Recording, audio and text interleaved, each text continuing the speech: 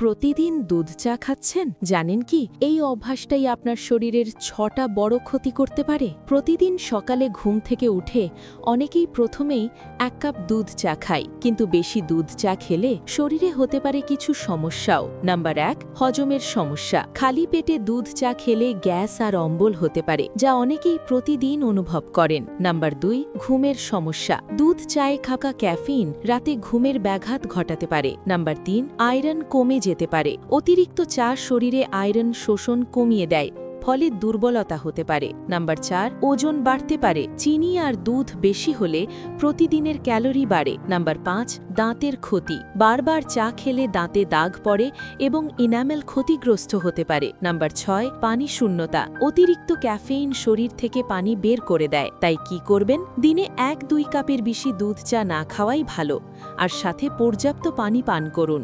আপনি দিনে কয় কাপ দুধ চা খান? কমেন্টে লিখে জানান।